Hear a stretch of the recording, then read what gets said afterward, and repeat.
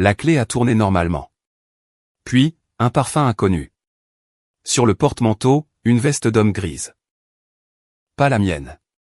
L'eau de la douche coulait. Sur la table, 2 verres de vin à moitié vides.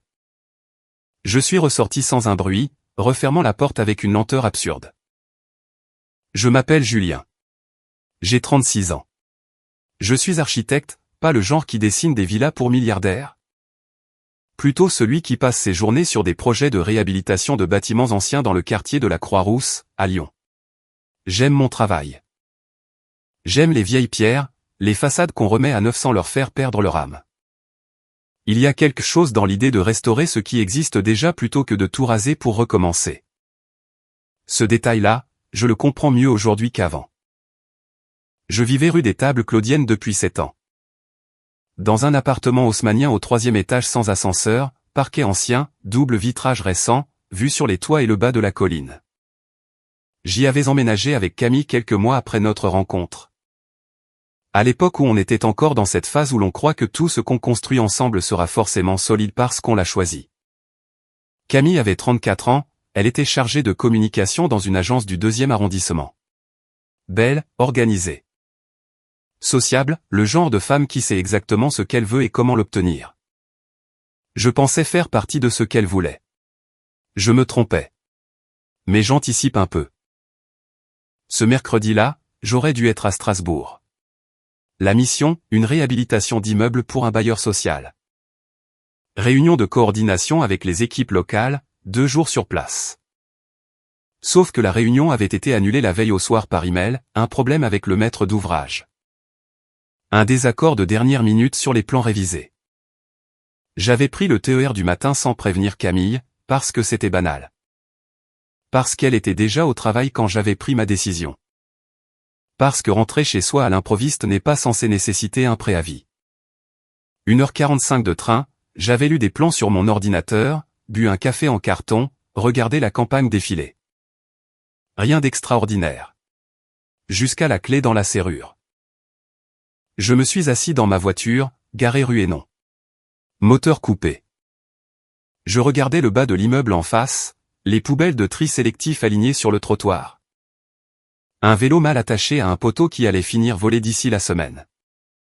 Je ne sais pas combien de temps je suis resté là. 1 heure, peut-être un peu plus. J'essayais de mettre dans l'ordre ce que je venais de voir.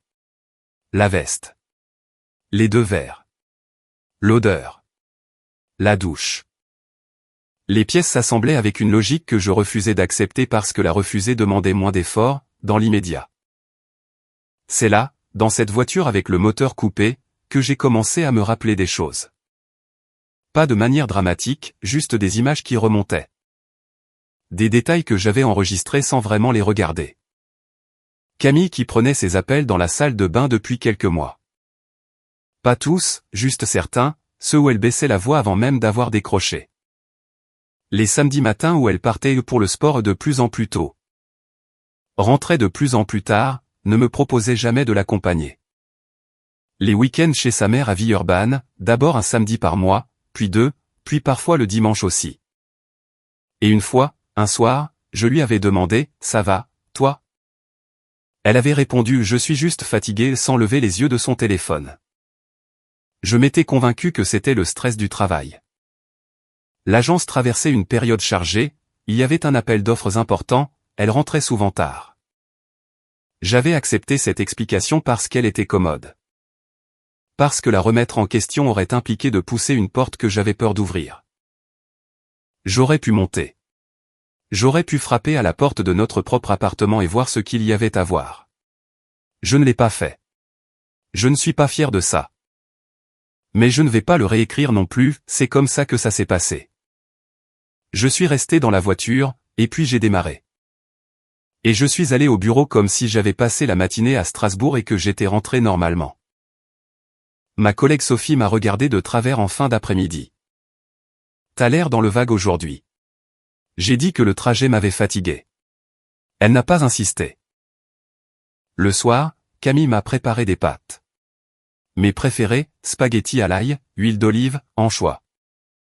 Une générosité dans les quantités qui m'avait toujours semblé être un geste d'amour.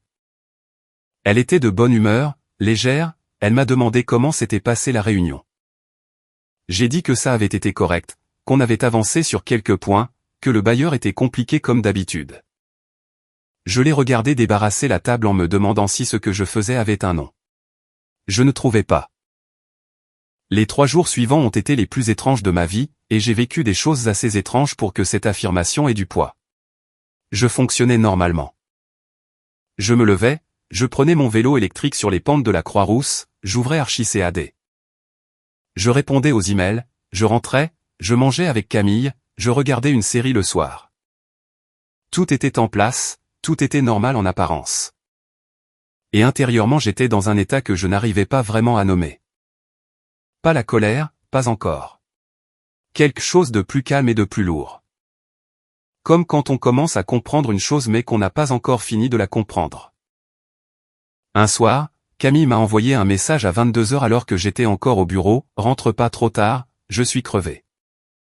Le genre de message qu'on envoie par habitude, pour cocher une case. Je l'ai lu, j'ai posé mon téléphone sur le bureau. Et j'ai regardé le tramway T1 passer dans la rue en bas. Le T1 que Camille prenait tous les matins pour aller à son agence. Avec ce collègue, peut-être, à un arrêt ou l'autre. Je n'en savais rien. Je n'avais pas de nom, pas de visage, pas de certitude formelle. Juste une veste grise et 2 verres de vin et une odeur qui n'était pas la mienne. La tablette était posée sur la coudoir du canapé, chargeur branché au mur, comme d'habitude. On s'en servait de temps en temps pour regarder des choses sur grand écran. Ou pour que je consulte des plans de chantier quand je n'avais pas envie d'allumer l'ordinateur. Ce soir-là, c'était le jeudi. 4 jours après mon retour de Strasbourg, j'avais besoin de vérifier un détail sur un relevé de façade. J'ai pris la tablette. Une notification WhatsApp était apparue sur l'écran, pas encore ouverte. Un message de maman dans ce qui semblait être une conversation. La tablette était couplée au compte de Camille, ça arrivait parfois avec les appareils Apple. Des synchronisations involontaires, des notifications qui se trompaient d'écran. J'aurais pu ne pas lire. J'aurais peut-être dû ne pas lire. Mais la notification était là, visible, et j'ai appuyé dessus. La conversation remontait à plusieurs semaines. Des messages vocaux, quelques textes. Le dernier était récent, envoyé l'après-midi même. J'ai lu depuis le début, en défilant vers le haut jusqu'où je pouvais aller. Marie-Hélène, la mère de Camille, savait. C'était évident à travers les échanges, elle ne posait pas de questions, elle donnait des conseils. Elle conseillait Camille sur la façon de gérer les week-ends, comment expliquer certaines absences. Comment ne pas créer de tension inutile à la maison. Il y avait une phrase qui revenait plusieurs fois, sous différentes formulations, « Fais attention à toi, pense à toi ». Et puis, dans un message envoyé un dimanche soir. Une phrase que je n'ai pas pu relire une seule fois sans que quelque chose en moi se contracte, de toute façon. Tu mérites mieux. Julien est quelqu'un de bien mais vous n'avez pas le même niveau d'ambition. J'ai posé la tablette. Je suis allé dans la cuisine. J'ai rempli un verre d'eau du robinet. Je l'ai bu debout, dos à la fenêtre sur cour, en regardant l'évier. Puis je suis retourné au canapé. J'ai repris la tablette. J'ai relu. Vous n'avez pas le même niveau d'ambition. Ce n'était pas la première fois qu'on me le faisait comprendre, en y repensant. Marie-Hélène avait le don des phrases qui sonnent comme des compliments et qui fonctionnent comme des verdicts. Tu es quelqu'un de bien, Julien, elle me l'avait dit au moins 3 fois ces dernières années. Avec ce sourire de femme qui pèse ses mots avant de les poser. Chaque fois, j'avais pris ça pour de l'affection. Je mesurais mal. Je suis architecte. Mon métier consiste à regarder des structures. À comprendre ce qui les tient et ce qui les fragilise. Ce soir-là, dans le salon de l'appartement rue des Tables Claudiennes. J'ai regardé la structure de ma vie conjugale et j'ai vu, clairement, ce qui la tenait depuis des années, pas grand-chose. Une façade convenablement entretenue, des habitudes partagées. Une belle-mère qui avait décidé depuis longtemps que sa fille avait fait un mariage acceptable mais pas optimal, et qui avait fini par agir en conséquence. Je n'ai pas pleuré. Je ne dis pas ça pour me donner un air de stoïcisme particulier, la vérité c'est que j'étais dans Un état de froid intérieur qui ne laissait pas de place aux larmes. Je me suis couché ce soir-là à l'heure habituelle, Camille était déjà endormie. J'ai entendu le parquet craquer dans le couloir quand elle s'était levée vers 3 heures comme elle le faisait parfois, et je n'ai pas dormi avant 5 heures du matin. Le lendemain, j'ai appelé mon frère Marc depuis le parking de mon cabinet, moteur coupé, vers 19h30. Marc a 40 ans. Il est ingénieur, il vit à Grenoble. On n'est pas du genre à se téléphoner tous les jours, notre père est mort 3 ans plus tôt d'un infarctus. Notre mère est restée en Bretagne, on se voit aux vacances de Noël et parfois l'été. Mais Marc est quelqu'un de direct. C'est pour ça que je l'ai appelé lui. Je lui ai tout raconté. La veste. Les verres. Les messages sur la tablette. La phrase de Marie-Hélène. Je lui ai raconté en ayant l'impression de raconter l'histoire de quelqu'un d'autre. Avec cette distance froide que j'avais développée depuis une semaine. Marc m'a écouté sans m'interrompre. Quand j'ai eu fini, il y a eu un silence d'environ 5 secondes, et puis il a dit, « Tu veux que je vienne ?» J'ai dit non. Pas encore.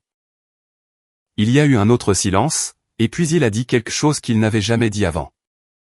Je ne l'ai jamais vraiment cerné, Camille. Je me disais que c'était juste moi. Je n'ai rien répondu à ça. Pas parce que ça m'était indifférent, au contraire. Parce que j'aurais eu du mal à parler si j'avais essayé. On a raccroché avec la promesse que je le tiendrais informé. J'ai regardé les lumières du parking pendant quelques minutes. Et puis je suis monté à mon bureau récupérer mes affaires. La semaine suivante, j'ai pris rendez-vous avec un avocat. Un collègue m'avait recommandé Maître Arnaud Serre. Spécialisé en droit du bail et droit de la famille, cabinet dans le 6e arrondissement. Je l'ai appelé un matin depuis les toilettes du cabinet, pas parce que je me cachais des collègues. Mais parce que c'était le seul endroit suffisamment calme. La consultation a duré 1 heure. Maître Serre était un homme d'une 50aine d'années, lunettes fines, complet gris. Le genre de calme professionnel qui rassure parce qu'il donne l'impression d'avoir déjà géré des situations bien pires que la vôtre. Je lui ai expliqué la situation, l'appartement loué au nom de Camille uniquement. La caution avancée par sa mère à l'époque de l'emménagement, notre cohabitation de 7 ans. Il avait noté tout ça en hochant la tête de manière régulière. Puis il m'avait regardé par-dessus ses lunettes. Votre situation est claire, monsieur Marchand. 7 ans de cohabitation stable établissent un faisceau d'indices solides pour la reconnaissance de concubinage notoire.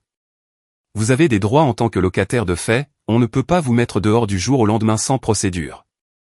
Et si la belle-mère pense que la caution lui confère un quelconque droit de propriété ou de décision sur l'appartement, qu'elle se détrompe. Il avait souri très légèrement. On va calmer les ardeurs de la belle-mère. J'ai signé le mandat de représentation le jour même. Dans les jours qui suivirent, j'ai commencé, discrètement et sans précipitation, à mettre de l'ordre dans mes affaires. Pas les valises, pas encore. Juste les choses importantes, les documents administratifs dans le tiroir du bureau, mon passeport, mes relevés bancaires des derniers mois. Quelques dossiers professionnels que j'avais ramenés à la maison. Je les ai mis dans un sac que j'ai déposé dans mon casier au cabinet. Je n'en parlais pas. Je continuais à vivre normalement, le café au bar en bas le matin, le vélo sur les pentes, les réunions de chantier avec les artisans.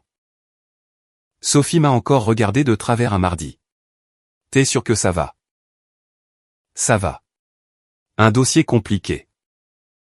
Elle n'a pas insisté. Les gens n'insistent pas, en général. C'est pratique. Le dimanche suivant, on a déjeuné chez Marie-Hélène à Villeurbanne. Comme d'habitude. Son appartement près du métro flashait, que je connaissais par cœur depuis 7 ans. L'entrée avec les photos de famille encadrées, le couloir qui sentait le café. La salle à manger avec la nappe blanche du dimanche. Quiche au fromage, salade verte, tarte aux pommes. Du vin de table dans les verres rouges qu'elle sortait uniquement le dimanche. J'ai mangé de bon appétit. J'ai ri à 2 reprises à des histoires que je n'écoutais qu'à moitié. Marie-Hélène m'a dit « Tu as bonne mine, Julien » et j'ai dit merci avec le sourire qu'il fallait. En rentrant à pied depuis la station de tramway jusqu'à la rue des Tables Claudiennes, on n'avait pas pris la voiture ce jour-là. Le tramway était plus simple, j'ai senti le moment arriver. Pas le moment de l'explosion. Le moment de la conversation. J'avais attendu assez longtemps. On a posé les manteaux. Camille allait prendre une tisane. Je me suis assis à la table de la cuisine. J'ai pris la tablette, elle était là depuis ce matin. Sur le comptoir, et je l'ai posée au milieu de la table, écran allumé, conversation ouverte. Je voudrais qu'on parle. Camille s'est retournée. Elle a regardé la tablette. Elle a regardé l'écran. Quelque chose a traversé son visage, pas vraiment de la peur. Plutôt quelque chose qui ressemble à la peur au ralenti. La seconde où on comprend qu'une chose qu'on avait gérée pendant longtemps vient de cesser d'être gérable. Elle a d'abord essayé la minimisation. C'est des messages privés, tu n'avais pas à lire. C'est apparu en notification sur la tablette. Je n'ai rien cherché. Elle s'est assise en face de moi. Il y a eu un silence. Puis elle a dit, on peut parler, mais il faut aussi qu'on parle de toi. Tu n'étais jamais vraiment là non plus. Julien. Toujours le boulot, toujours les chantiers, toujours. Camille. Je ne l'ai pas dit fort. Je ne suis pas comme ça. Je ne t'ai pas demandé de te défendre. Je t'ai demandé de m'expliquer, depuis le début. Le silence a duré plus longtemps cette fois. Elle a regardé la table. J'ai pris la tablette. J'ai fait défiler jusqu'à la phrase en question. Je l'ai lue à voix haute, posément, de toute façon. Tu mérites mieux. Julien est quelqu'un de bien mais vous n'avez pas le même niveau d'ambition. Je l'ai reposé. J'ai attendu. Ce qui s'est passé sur le visage de Camille à ce moment-là, je ne saurais pas bien le décrire. Pas de la honte, ou pas uniquement. Quelque chose de plus mou, de plus confus. Elle a dit ma mère ne comprend pas tout d'une voix qui sonnait très creux. Elle en a assez compris pour te conseiller sur la façon de gérer mes absences. Puis elle a dit une chose que je n'avais pas prévue, on n'a pas les mêmes priorités. Elle l'a dit sans y penser, j'en suis presque certain, c'est sorti comme une réponse réflexe. Des mots qu'elle avait entendus souvent et qui étaient devenus les siens. Je me suis demandé un instant si elle l'avait réalisé. Je ne lui ai pas fait remarquer. Il n'y avait rien à gagner. Cette nuit-là, j'ai dormi sur le canapé de mon propre choix. Pas parce qu'elle me l'avait demandé, elle n'avait rien demandé. On s'était séparés dans la cuisine avec cette pesanteur particulière des fins de conversation qui n'ont pas fini mais qu'on ne peut plus continuer. J'ai mis une couverture, et j'ai regardé le plafond pendant un bon moment. Le parquet a craqué dans le couloir vers 2 heures. Je n'ai pas bougé. Le lendemain matin, vers 10 heures, Marie-Hélène a sonné à la porte. Je n'ai pas été surpris. Camille avait dû l'appeler le soir même ou de très bonne heure, je n'avais pas entendu, mais ça ne m'étonnait pas. Marie-Hélène était entrée dans l'appartement avec cette allure particulière qu'elle avait dans les moments sérieux. Le manteau fermé jusqu'en haut, le sac à main tenu des 2 mains devant elle. Le visage fermé mais pas hostile, déterminé, plutôt. Camille était dans la chambre. Je l'avais entendue se lever tôt, prendre une douche. Partir se réfugier là sans vraiment qu'on se parle. Ce qui se passait entre sa mère et moi ne la concernait plus, apparemment. Marie-Hélène s'est assise à la table de la cuisine. Je lui ai proposé un café par réflexe. Elle a décliné d'un geste. Elle a commencé à parler de la caution. C'était elle qui l'avait avancée, à l'époque de l'emménagement, 3 000 €, 2 mois de loyer. Parce que Camille n'avait pas les liquidités à ce moment-là. Elle a dit ça avec la mesure de quelqu'un qui cite un fait établi. Puis elle a parlé du bail, au nom de Camille uniquement. Puis elle a dit, avec une douceur qui ressemblait à de la fermeté, Julien. Je pense que tu comprends la situation. Il y a des moments dans la vie où on doit faire le bon choix. Le choix courageux. Je l'ai laissé finir. J'ai attendu 1 ou 2 secondes. Puis j'ai pris le document posé sur le comptoir depuis le matin, la note de synthèse que Maître Serre m'avait remise. 2 pages agrafées, en tête du cabinet, et je l'ai glissé sur la table vers elle. Maître Serre vous contactera cette semaine. Elle a regardé le document. Elle l'a pris. Elle a lu, pas vite, soigneusement, comme quelqu'un qui cherche une faille. Elle a tourné la page. Elle a relu le paragraphe sur le concubinage notoire. Elle a reposé le document. Elle n'a plus rien dit pendant peut-être 30 secondes. Puis elle a dit, « Je ne cherche pas à t'être hostile, Julien. Je sais. » Ce « je sais » était sincère. C'est ça qui était compliqué avec Marie-Hélène, elle n'était pas malveillante au sens ordinaire du terme. Elle était protectrice. Elle avait une fille qu'elle aimait. Et elle avait géré la situation comme elle gérait toutes les situations inconfortables. En s'occupant des détails pratiques pour que sa fille n'ait pas à le faire. La phrase sur le niveau d'ambition, elle le pensait vraiment. Elle n'avait pas dit ça pour blesser, elle l'avait dit comme on dit une évidence. C'est ça, quelque part, qui était le plus difficile à digérer. Pas la méchanceté. L'évidence tranquille avec laquelle elle avait décrété ce que je valais. Elle est partie une demi-heure plus tard. Camille est sortie de la chambre peu après. On ne s'est pas vraiment parlé ce jour-là. Il y avait peu de choses à dire qui n'avaient pas déjà été dites. Ou qui méritaient d'être dites dans cet appartement, à ce moment-là. Les négociations avec Maître Serre ont pris 3 semaines. Pas de tribunal, pas de procédure formelle, un accord amiable. Une compensation raisonnable pour ma contribution au loyer et charges sur 7 ans. Un calendrier de départ que j'avais moi-même proposé. Je partais parce que je le voulais bien, pas parce qu'on me l'avait imposé. C'était la différence qui comptait. J'ai appelé Marc la veille de mon départ. T'es prêt? Prêt. La chambre est faite. Je suis parti un samedi matin de fin novembre, quand les platanes de la Croix-Rousse étaient déjà presque nus. J'avais loué un petit utilitaire la veille, juste pour le matériel de travail. Les livres d'architecture, quelques affaires personnelles. Pas de déménageur.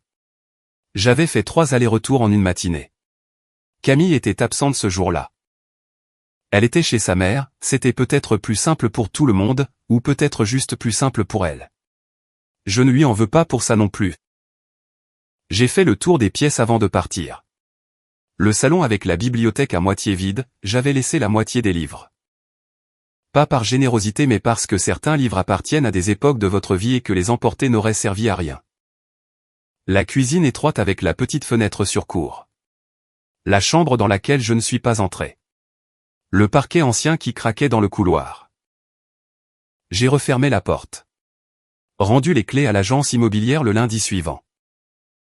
Grenoble, c'est à environ 1h30 de Lyon par la 48. J'ai pris le temps du trajet pour ne penser à rien de particulier, ce qui est plus difficile qu'il n'y paraît. Marc m'attendait avec une bouteille de bière ouverte et un plateau de charcuterie. On a dîné en regardant le match. Il n'a pas posé de questions inutiles. C'est quelque chose que j'apprécie chez lui. J'ai passé 6 semaines à Grenoble. J'ai continué à travailler à distance pour le cabinet, Lyon n'est pas loin. Je faisais l'aller-retour pour les réunions importantes. Pendant ce temps, je réfléchissais. Il y avait ce projet auquel je pensais depuis un moment, un ancien atelier dans le quartier Vèze, à Lyon.